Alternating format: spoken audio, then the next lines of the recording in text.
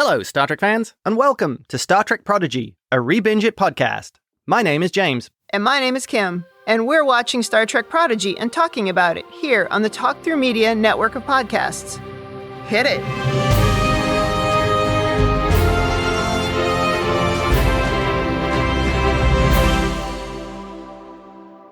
Welcome back to the podcast. Today we are on Season 1, Episode 4, Dreamcatcher. This episode streamed on Paramount Plus November 11th, 2021.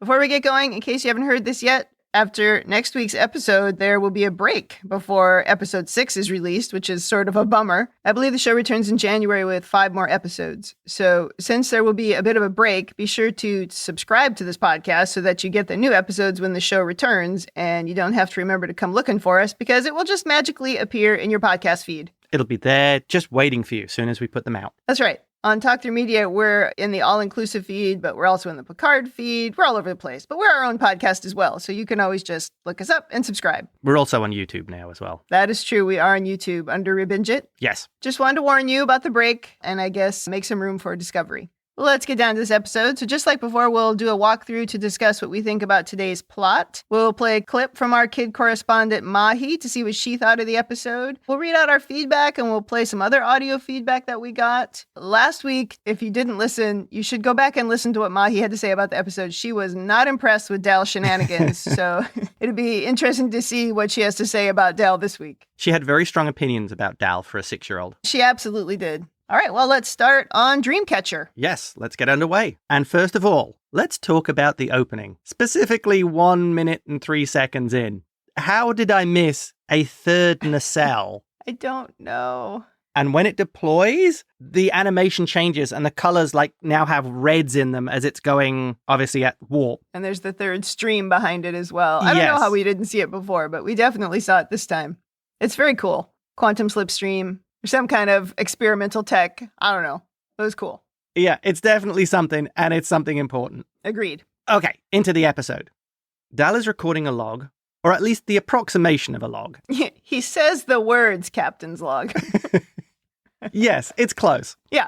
And we're shown Janeway teaching them the basics of the ship, like how to use autopilot and avoid running into things. And then we see them learning how to navigate and actually pilot the vessel. I noticed that Dal cares about star dates almost as much as I do. Yes, he does. He's like, I don't know what the star date is. That'd be me too. That did make me laugh out loud. I'm like, yeah, that's Kim. I also laughed at the 2-dimensional nav chart that they're looking at. Like, this is how you avoid running into stars, right? Like they did before. But, it's 2-dimensional. So I'm not sure that that's really going to help very much.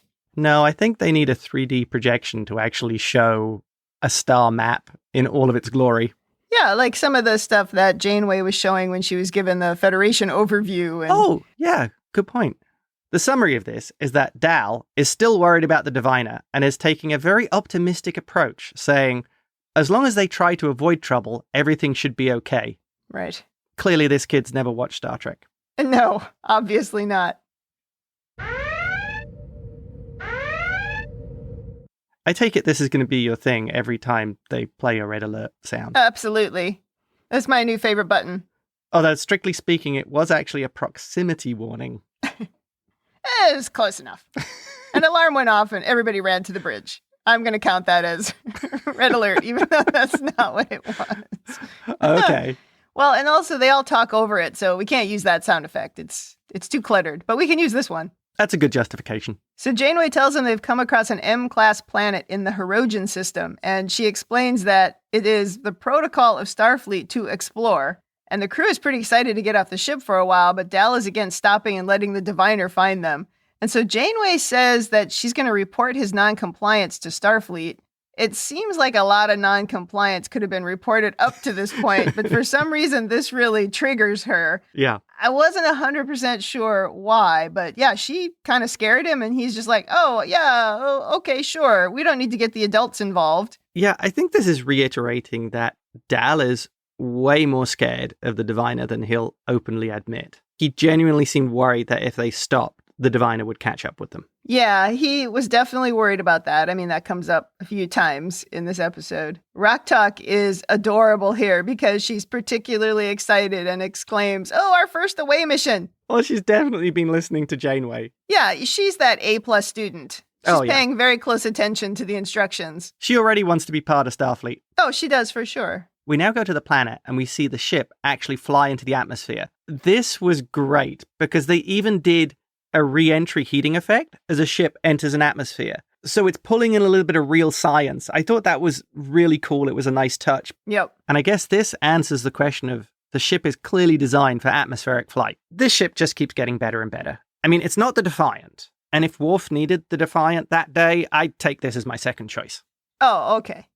I noticed that they never talk about transporters. We've not seen the transporter. So, the ship clearly is meant to land. Yeah. And also the ship, as we said before, it's not really that big. Right. So it probably navigates down to the planet a little bit easier. Although Zero here trying to land is really a bit of a crash as they hit the ground pretty hard. But everybody seems really impressed with the colorful nature of the planet as they all look through the view screen. And also, I feel this is following a Star Trek tradition you've brought up in the past. Yeah. The randomness of sometimes they beam down and sometimes they take a shuttle. Yeah. It depends on whether or not they need a shuttle in the story or whatever.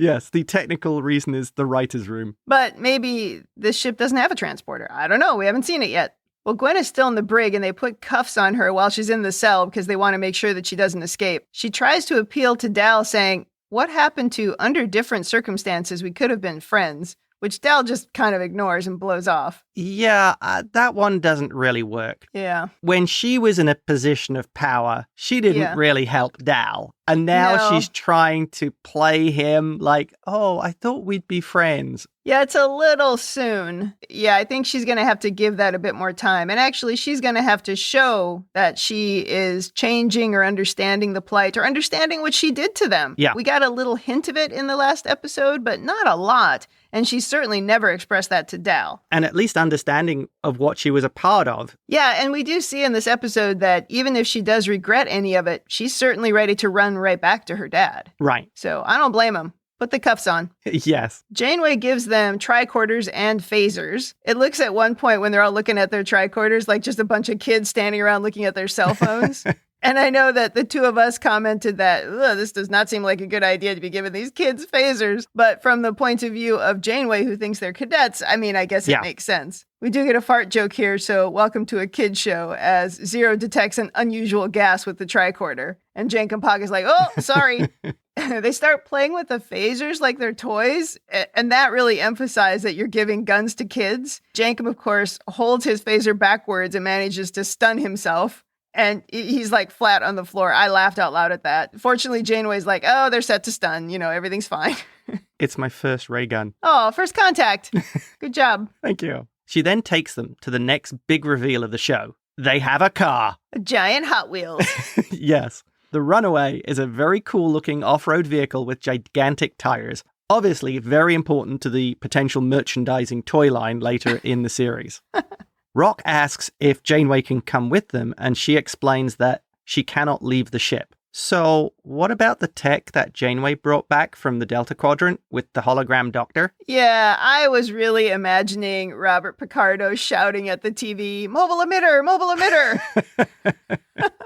I mean, come on, we've cracked that already. Maybe they'll figure it out at some point along the way. Yeah. I think at some point they're going to have to figure out how to get Janeway off the ship. Because the mobile emitter was tech from the future. What's a little technology from the future? Helps enhance everything. That's right. Transparent aluminum. How do we know he didn't invent it? That's right. But when they all run off the ship really excitedly, Janeway tells them, most importantly, look out for each other. But of course, they're all already gone. Nobody even heard her say it. She actually said that in a very heartfelt way. She did, and it's important. Yeah. Jankum is the cautious one as he's wearing a spacesuit. He also doesn't see the same beauty that everybody else sees. Everybody else is like, oh, and he goes, oh, I thought this planet was supposed to be beautiful. So he doesn't have the same standards. That's interesting. What defines his level of beauty, or what kind of landscape to him would be appealing? Maybe something more monochromatic, because this was very colorful. Yeah. Not surprisingly, Dal gets in the car, takes off, nearly runs everybody over, expects everybody else to do the work and take the samples, and he's going to drive around the planet and have fun. He's off-roading. Rock is the most disappointed of all of them as everybody else kind of wanders off. She's like, oh, I thought we were going on an adventure together. which is not the case. Everybody's gone in their own directions. And she too, when she looks around and she sees something pretty and she's like, ooh, pretty. And then she wanders off in her own direction. So Dal continues to show kind of his selfish behavior from the previous episode. Nobody else acts any differently from how he behaves. Nobody pays attention to anybody else either. I mean, leadership people, come on. I will say in his defense that some of this is probably learned behavior. They haven't really had any examples of behaving better. So that's what they do. Well, Janeway needs to teach them the value of teamwork and the value of leadership as she's doing the training. It can't just be about the weapons and the tricorders. She's got to do some of this teamwork stuff as well. Yeah, and very much empathy, caring about your other team members. Yeah, and why there's value in that. Yes, and the background that they've come from, those things certainly wouldn't have been emphasized. That's true, especially on the mining asteroid where they couldn't even speak to each other, right? They didn't have those translators, and so that meant no connections between people at all, so they don't even know the value of the connections. Yeah. And I suppose Janeway, if she really thinks they're cadets, although I have my doubts that's what she thinks, but she might think that they've gotten some of that training already, but they don't have anything. I'll talk about that later in my mini over-analysis part. Oh, okay. Well, one last thing here, as Rock walks away enchanted by all the pretty colors, we see some kind of like vines coming out of the ground behind her and they play this ominous music. So we know, just as you would have expected before they got there, that not everything is as it seems. Yeah, exactly. And strictly speaking, we should probably call the vine cilia. I never heard the word cilia used so much in my life as I did in this episode. And it was just like, they were acting like this is a word that everybody should know. Yeah. I mean, everyday word, isn't it? What is going on? I'm sticking with vines. It was vines. People can write in. It's fine. Back on the ship, Slimer, or Murph as he's also called, is chirping and trilling and being generally cute.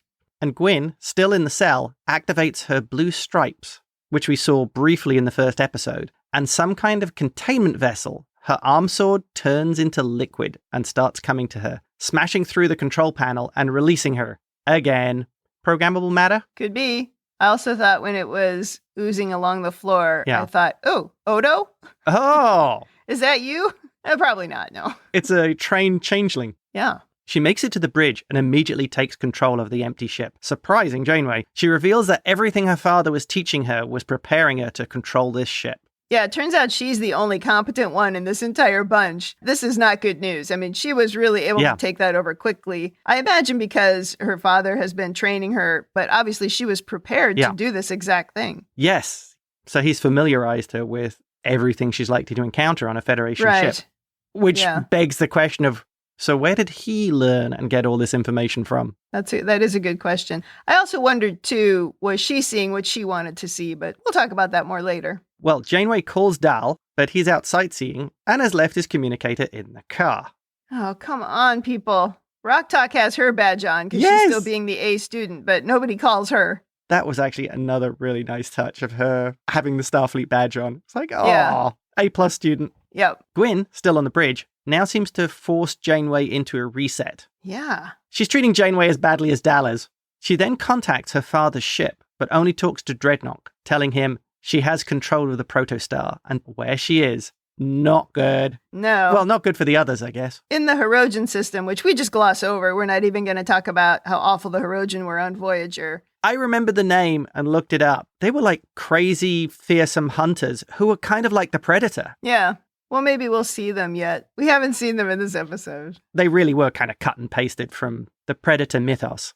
I thought it was funny that she calls her father's ship and she gets Dreadnought and he's just like, oh, you know, your dad's not here right now. Is Dad there? I mean, why is he answering the phone? I'm just picturing Dreadnought stomping up to the communicator going, and I have to answer the phone. Like, where's the person who's supposed to answer the phone? Ugh. Back out on the planet, Zero is fascinated by everything and ends up wandering into a giant maze. Zeke keeps using words like fascinating and curious. These words sound very familiar, very Vulcan. Yeah, it's definitely a nod at that original Spock Vulcan kind of thing. Yeah. Jenkinpog finds a house and smells his way to a pot of stew. I think this is where we notice that things are off, because why would he smell something through a spacesuit? Exactly. And then when he gets in the house, he actually takes off the helmet and dips it into the stew. I thought that was hilarious. I also wondered, too, if maybe he didn't have it on correctly because it's not made for his physiology. Oh, yeah. So I thought, too, maybe he was just not using it competently. Right. I think that was a nod to something's up. Yeah. Rock finds a cute, tiny, purple, bouncy creature that looks a little bit like a bunny that purrs, but her tricorder does not register the life form. And then a whole pack of these creatures appear as the vines kind of seem to be closing in over the top of her, but she doesn't notice that because she's very focused on these cute little purple bunnies. So do you think when they sell the toys for those, they'll come in a multi-pack, or will they be individual? No, they'll be individual. I hope they purr. It's a little Tribble-like, I guess. Oh, good point. Well, Zero is still wandering through the maze and somehow finds the engine of the protostar. Yes. And the vines are closing in over Zero's head as well. I didn't quite understand why this is what Zero would see. Is it because they're so intrigued by this mysterious engine, or they don't know the answer to it? Why is this Zero's fantasy? I think because he was so interested in the engine in the previous episode. Remember, he went right up to it and he was touching it and was like, but what is this? So it is maybe something that's weighing on his mind. Yeah. Dal is now off-roading in the Runaway with a totally happening pair of goggles. Oh, those are cool. He's definitely a steampunk fan in the same way that Gwyn is a Star Wars fan. Absolutely. He sees two people in the distance who appear to look like older versions of himself, but you only see them from the back. You don't see any faces.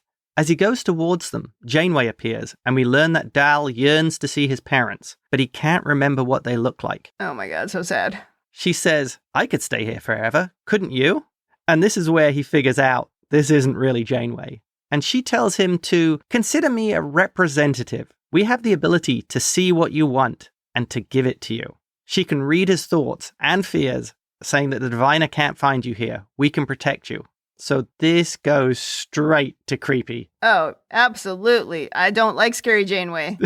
Yeah. There's definitely sort of a weirdly malevolent edge to this animated character, which is pretty good. Yeah, and from the back, I was getting Armus vibes when they show the faux Janeway from the back. And there are also they're vines that are shaped like a creature kind of behind her. And I was like, ugh, tar monster. That was the tar monster that killed Tasha Yar. Right. And then Mariner was trolling in Lower Decks. Yeah. Which was very funny. Very funny. Also, did you notice that she calls him the diviner? And the others have been referring to him as our diviner. Where did this come from? Where did the name change? I don't remember them saying our diviner in the other episodes, but yeah, they do say it several times here. I can't explain it. But if she only knows about the diviner through what's in Dal's head, then she would be saying what was in his mind. Yeah, which would be the our diviner. Which they were using earlier. Seems strange. Except maybe she's thinking, well, he's not my diviner. He's their diviner. So he's the diviner. I'll just call him the diviner. Okay.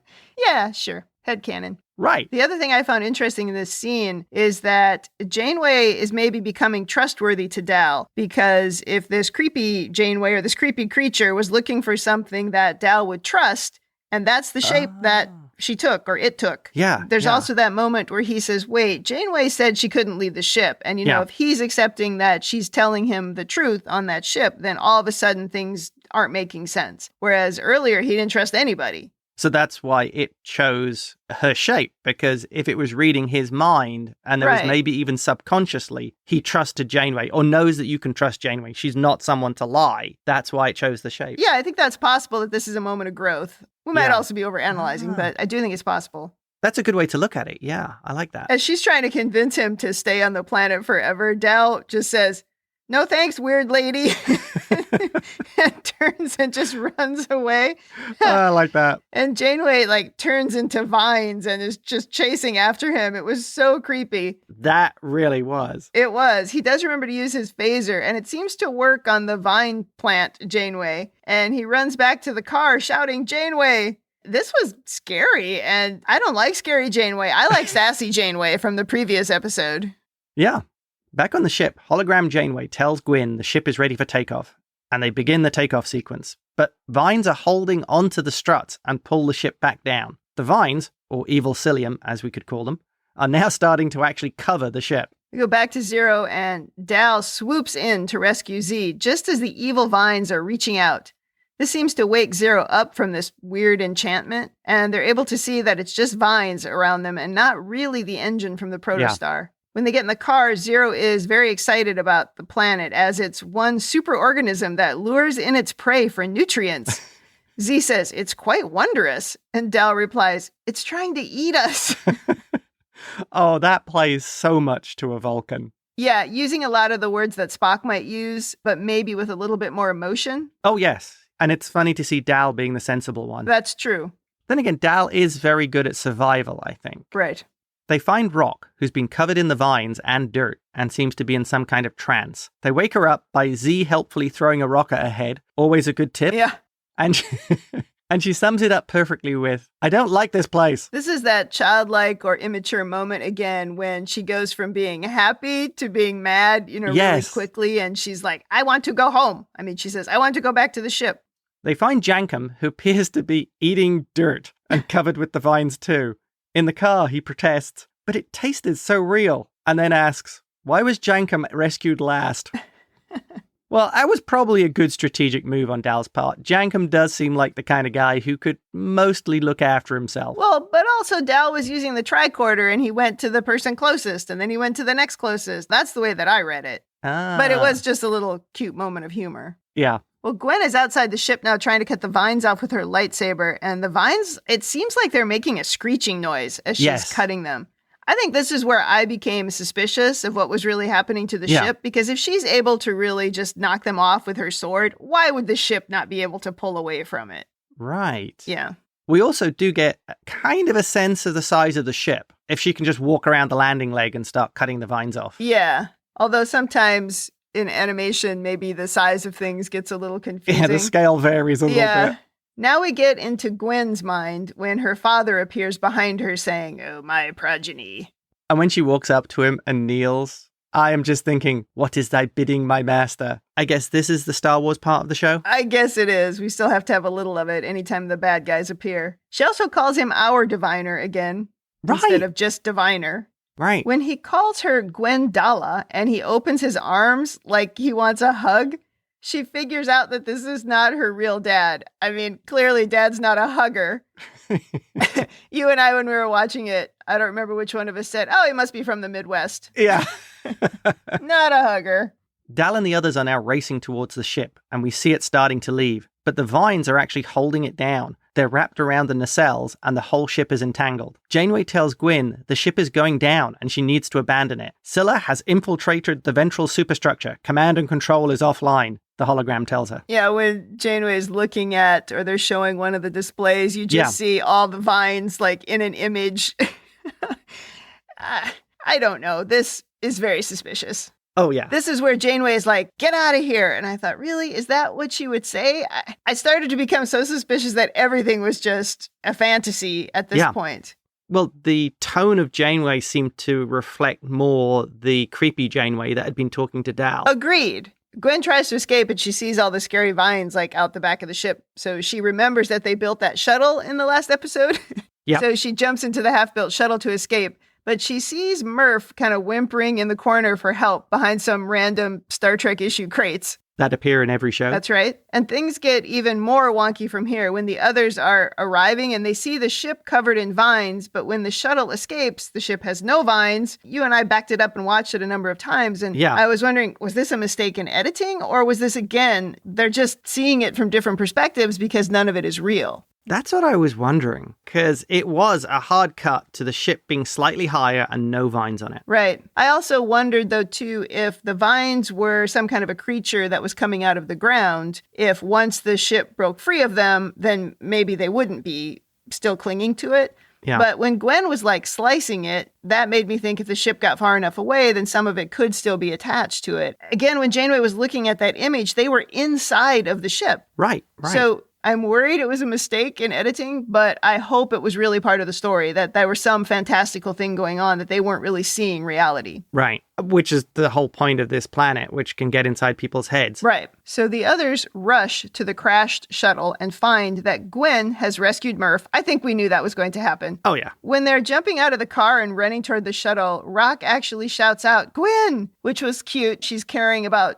that person, even though she was kind of an evil Sith Lord in the previous episodes. Right. Rock is the one who exhibits the most Starfleet nature of all of them, even though she's still very childlike. Yes, she has some empathy for others. Yeah, when Dal opens the shuttle and finds Gwyn inside, he says, you stranded us all, which was a bit harsh.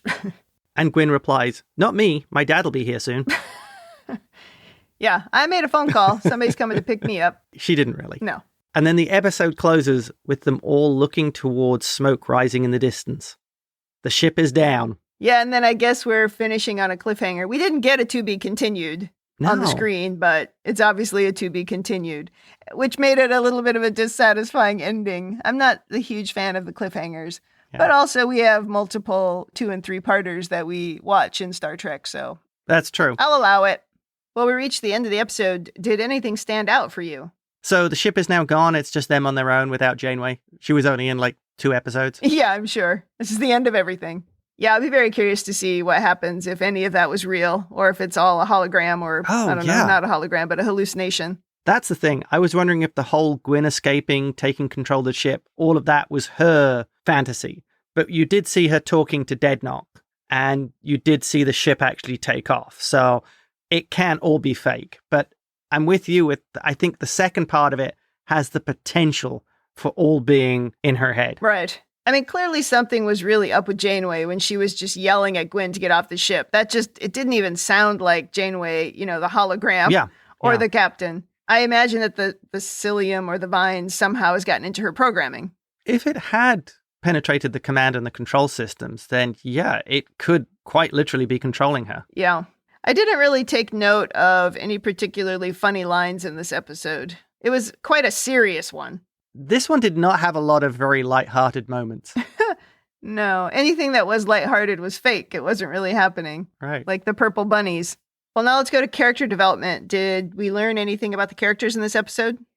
And this is a mini overanalysis, and I can't help myself. You talked about how Janeway didn't really think they were cadets. Well, maybe Starfleet takes people from other races outside the Federation who have different social norms. I'm pointing at Nog here. So it might not be that surprising to have very junior cadets that are still struggling with the ideas of the Federation and of Starfleet. Things like working together and being part of a team and having empathy for others might literally be alien concepts. The cadets may be willing to learn and actually expand and become better people, but their cultural programming and their background do not naturally embrace these tenets of the Federation, and they're having to be learned. So maybe the hologram is looking at them of, these are races that need to understand what these things are, so has a little bit more leeway with them. I wonder, too, if we're in the Delta Quadrant, and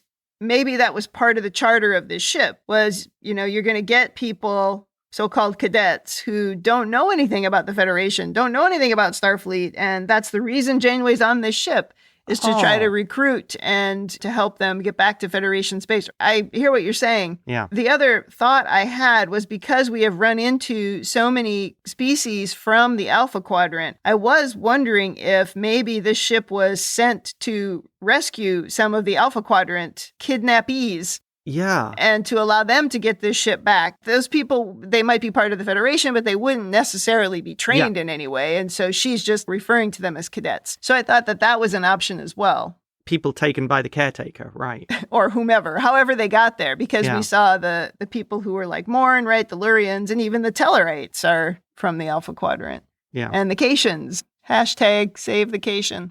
Okay, that sounds better, because I was going to say the way you made it sound earlier, I'm like, so this is a Federation press gang ship that goes to another sector and kidnaps people to crew Federation ships. Yes. Yes, except it's kidnapping people that somebody else already kidnapped. So the double kidnap cancels out the first one. Ah. Yeah. Yeah, I'm sure that would hold up in a court of law. No, I think it would make sense that they found a way to go and rescue some of the species that belonged in the Alpha Quadrant. It would also make sense because you could fully automate a ship for doing that. That's true, but you would think that Janeway would give that message. Like, I'm here to save you, or whatever. I don't know. There's still something missing there in my headcanon. Oh, well, it crashed into an asteroid, so it might not be at 100% operational capacity. Oh, brain damage. Yeah. Another thing I was interested in was that the mirages that the planet was making didn't work on Dal. I was wondering whether that was that cynical edge of, if it's too good to be true, it isn't. I have this annoying habit of looking on the bright side of things all the time. And I mean, I think it really was working on him because he saw those versions of his parents. Yeah. So, clearly it was impacting his brain, but he really quickly realized that the Janeway was a fake. And it felt significant to me that he immediately was like, wait, Janeway wouldn't lie to me about not being able to leave the ship. That's the thing that seemed to kind of knock him out of that enchantment. Because really, up until that moment, he was seeing his fake parents. Yeah, it was working on him. Yeah. You're right. You're right. That's a really good answer, yeah. Well, let's go to our 6-year-old correspondent, Mahi, and see what she has to say about the show. Today's episode was thrilling and scary. The team is trapped on the alien planet. I hope Del Rey doesn't act like a bully and listens to Captain Janeway. Then they can escape. Otherwise, they will be trapped forever. What was the best part of today's episode? I love that Del Rey rescued the away team. He was kind and acted like a good leader. If something could read your mind and show you something that made you happy, what would it be? I would like to see my grandparents and be able to talk to them in person, and would love to ride a roller coaster with them. I would love to see myself with a cute, chubby baby piglet as a pet. What? What did you learn from this episode? I learned that you should always work as a team. If the away team had stayed together and explored the planet, they would not have gotten trapped. It is important to help others no matter what. Also, I learned that we should be aware of our surroundings and think wisely. If Del Rey hadn't paid attention to what Captain Janeway had mentioned, he could not have rescued his friends. I'm fascinated about the piglet comment. So I asked her mom what that was about. Obviously, her mom was surprised by it as well in that recording. And I guess Mahi has recently read Charlotte's Web and so has a little bit of an obsession right now with pigs and spiders. Oh, is that the book where the pigs take over the farm? No, that is not the same book. I mean, I haven't read Charlotte's Web in a very long time, but that's not how I remember it. All right, let's go to some of our feedback. We got a couple of messages on the Facebook group, so I will read that. And again, if you want to leave messages, you can go to facebook.com/groups/Star Trek TTM podcasts with the S at the end. Apparently people don't hear the S when I say it, but that's how you get there. And you can leave feedback in the dedicated message that gets added each week for this show. We also got some voicemails, and so we will play those as well. So the first message comes from Justine, and I think we heard from Justine last week. She says, my kids said, that's it at the end of this one. I think they prefer episodic TV with a bit of an arc, but that might be my bias. The kids like it well enough, but this big storytelling isn't really pulling me in because there's so much we don't know and I don't really care to find out. But my kids enjoy having something to watch with me and they count down the days until next Thursday. Sparkly Goo is still the star of the show. I'm loving the more Star Trek feel coming through now with the captain's log efficiently stacking the information for us and the typical away mission with an issue. Yeah. It was interesting to see how they set up each character's reaction to their desires, and you can see how Dal is becoming more worthy of being a team leader. Also, I love the tricorder design and that familiar sound. Yep. And then she wrote heart eyes emojis. Yeah, I also really like the Sparkly Goo. The Sparkly Goo is very adorable in this episode. I don't know that this particular cliffhanger is going to be more than just one more episode. They have those 2 and 3 parters quite frequently in Star Trek. Yeah. I'm more concerned that they're going to have a big cliffhanger at the end of the next one, and then they're not going to show something again until January, and that will bum me out. I don't like those long cliffhanger waits. I'm pretty sure they're going to do that. Oh, well, I imagine we will see the Diviner before we end this mid-season. Oh, yeah. Emperor Diviner will definitely descend upon them. Right. And next we have Brian from Colorado. He says, I give this episode 9 out of 10 hallucinogenic spores. That sounds like a good rating. This was a classic Star Trek episode formula, visiting a planet that's not as it seems. I loved how Janeway's teaching the kids about away missions, tricorders, etc. was also a way to teach new viewers about some of the Star Trek terms and gadgets. We got to learn more about the characters through their visions on the planet, and it was endearing to see them actually look out for each other in the end, with Dal showing some good leadership qualities at last. Yeah. The animation and sounds were amazing, as always. I really do think this is the best opening sequence of any Star Trek series. I am in agreement. The only no's holding back my rating a little this time were that I don't think Jankum would be able to smell food wearing a spacesuit helmet. Although, as we learned later, it was because of the hallucination. I don't think Gwyn could have really cut the vines off the ship by herself so quickly. And of course, crashing the ship and leaving a cliffhanger is an unsatisfying ending to the episode. Yeah, I think we talked about all of those things. I also thought the ending was a little unsatisfying. And to me, the bumpiest part at the end was, there's vines on it, there's no vines on it. There's vines on it, there's no vines on it. It had that Jurassic Park, it's dark, yes, it's light, it's dark, it's light, it's raining, it's not raining. I didn't really like that. But I agree with the part about Gwyn cutting the vines, which is why I still think there's some hallucinating that's going on there. Right. And yeah, obviously, he's not going to be able to smell that stew through the spacesuit. So I think that was a clue that it was all in his mind. Oh, completely. Or that he didn't have the helmet on properly. I think there could have been some of that too.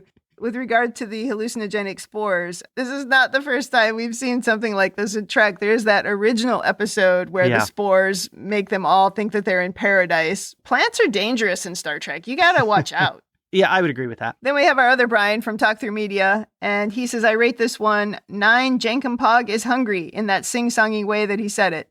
I'm being repetitious, but it's my third 9 in a row for the show with a caveat, and I'll just get right to it. Dal is getting more and more grating on me as we go. Brian, I don't think Dal is meant for you. I don't think he's written for you. No. Since we now know that the show is going on a hiatus after next week, I really hope that he will start becoming a more sympathetic character in the next episode because, quite frankly, I don't like him. My anticipation for the show coming back in January will be affected by my impressions of this character. Although he has a few redeeming characteristics, they don't outweigh his less redeeming ones. He's arrogant, self-centered, and obnoxious, among other things. Oh yeah, and how about annoying? I really thought that in the last episode for sure, Brian. Yeah, you did. I did not like that the first thing he said to Gwyn was that she stranded them. He's smart, but he doesn't think ahead, and that's become really annoying to me. He's the only character so far that I don't like, and that includes the bad guys. I took 3/4 of a point for that, and I took another 1/4 of a point for how easily Gwyn was able to take control of the ship. That didn't seem very realistic, although they don't know how to lock down the ship, so I guess it's slightly more believable. Also, how did Jankum smell the food with the suit on? I'm very much liking that we are getting more and more like a Star Trek show as we go. A captain's log. I can't pinpoint the episode, but the plot seems similar to at least one other episode from the other Star Trek shows. I know TOS is the cage, the man trap, and shore leave all have elements of this, as do TNG's encounter at Farpoint, and even Discovery's Si Vis Pacem Parabellum. But I wanted to say that there's another episode that's even closer. Gwyn showed how smart she was by recognizing it wasn't her father, but it was sad because she's never gotten that from him. Anyway, I like the other characters. Murph is my least favorite after Dal, but he is out of my target market. I don't think Brian has yet accepted that this is a children's show.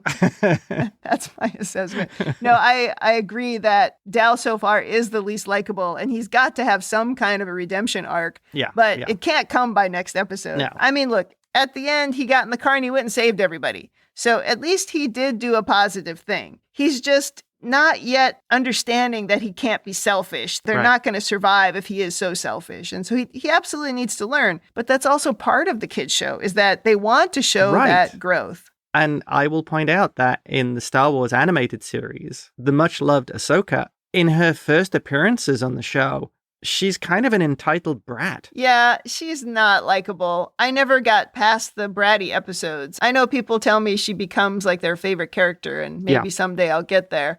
And of course, in The Mandalorian, she's great. Oh. But yeah, yes. Exactly. She's fantastic in The Mandalorian.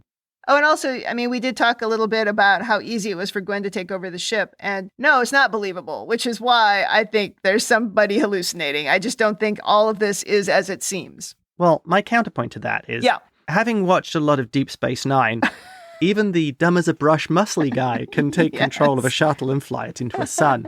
He screwed it up, but... Paradise. Yes. It's a regular feature on that show that alien races and other people seem to be able to just take over the Federation shuttles without too much trouble. That is absolutely true. It happens multiple times on those runabouts. Yeah, the Armageddon game was another one. Yes, Armageddon Day. They were able to erase the logs. Yes. I mean, really? There's no security that people can just erase the logs? Right. So, yeah, I think the lack of security is pretty normal. And obviously, the other thing that you said there about, well, they don't even know how to lock down the ship. I contest there is no way, because people are stealing these things all the time. Right. We'll put it in the lock position and nobody will think of turning it to the unlock. Yeah, exactly. Or as we kept saying at the beginning of Deep Space Nine, the pins are too easy. 1, 2, 3, 4. Oh, yeah. I typed in the code. It was 1, 2, 3, 4.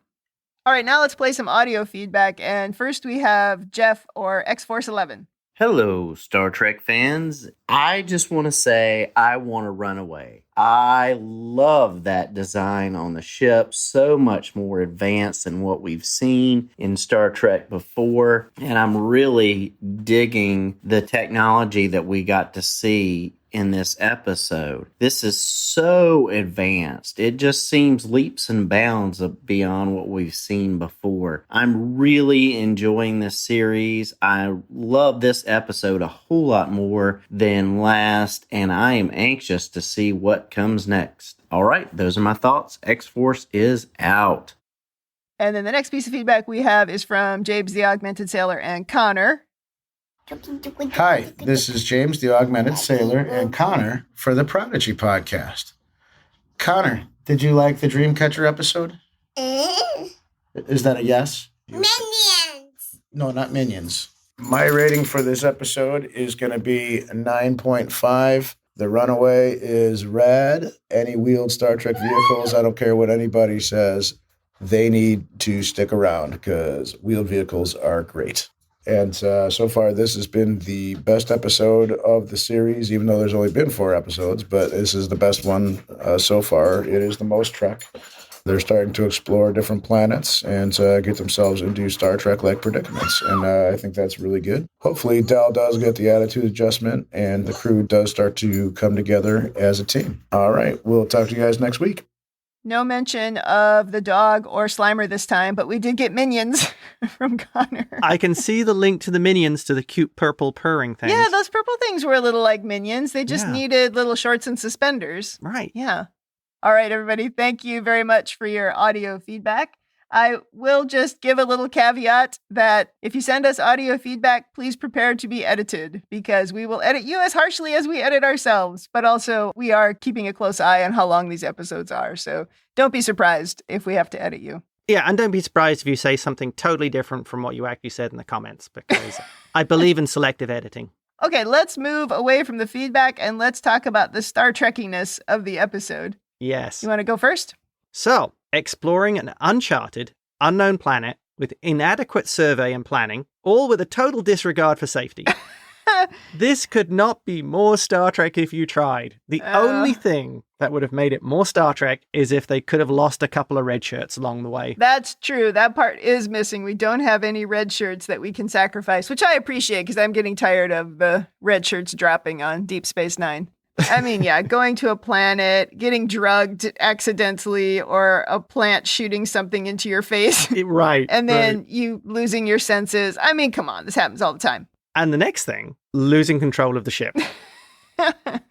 Yes, as we have covered. You haven't got to it yet, but there's a joke about that in Deep Space Nine a little bit later on. Really? Okay. Yes. No, we're only in season 4. Yeah, this was a very Star Trek feeling episode. I mean, the fact that we had the away mission, that was certainly part of it. Somebody taking over the ship was also part of it. Yeah. The pieces that are still missing are they're not acting like a team yet. I mean, I think that was the lesson of the episode, and we'll probably get more of that in the second part. But because they all dispersed into different directions, everything went wrong. I think that might be something that they're playing for the Star Trek fans, of they're doing the setup for this exactly like a classic Star Trek episode. And then they all go off and do their own things, and they're not a team and they're not a group. So it's playing on that, but also letting you know that, no, this is not there yet. This is something that's evolving.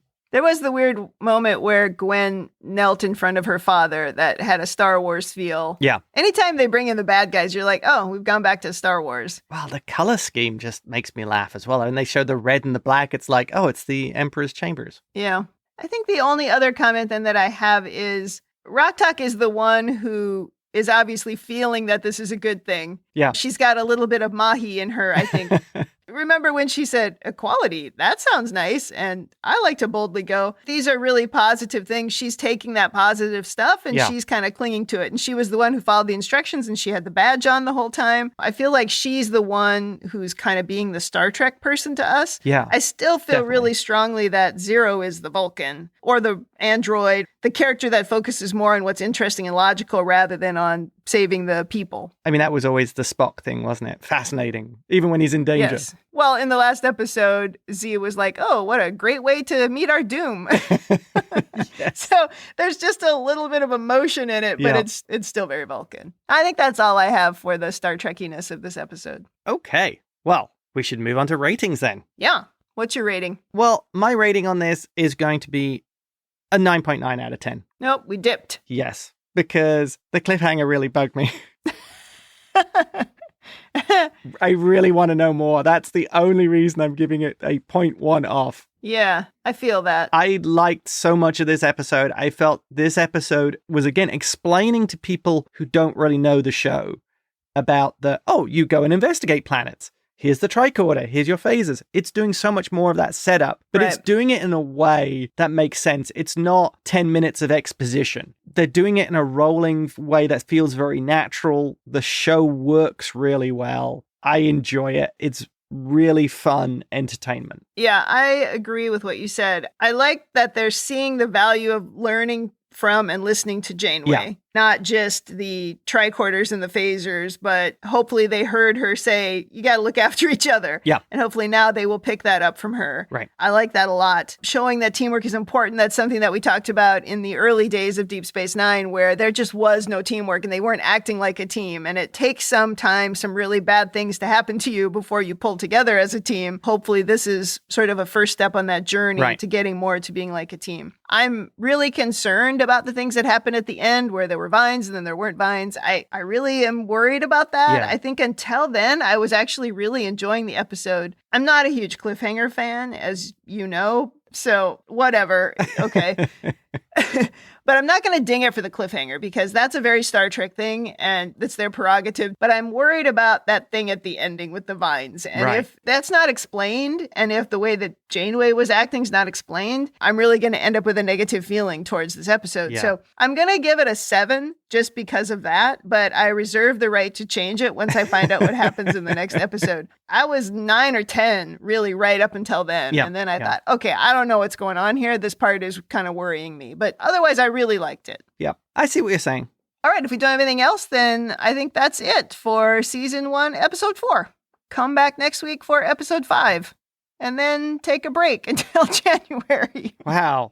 What happened? It's all over so fast. No, that's a bummer, but at least we'll have Discovery. That's true. Before we wrap up, I want to let you know that James and I can always be reached on RebingeIt@gmail.com and also on Twitter and Instagram @RebingeIt. And don't forget, you can listen to our DS9 podcast called ReBinge Deep Space Nine, available everywhere you can get your podcasts. To contact us for Prodigy and even be a part of the show if you'd like, you can join the Facebook group, facebook.com/groups/Star Trek TTM podcasts. Don't forget the S at the end.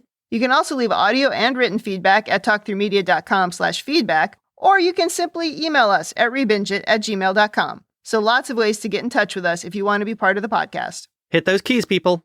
That's it for this week. Come back next week to hear the ReBinge It crew take on a new episode of Star Trek Prodigy. That's it for me. And that's it from me.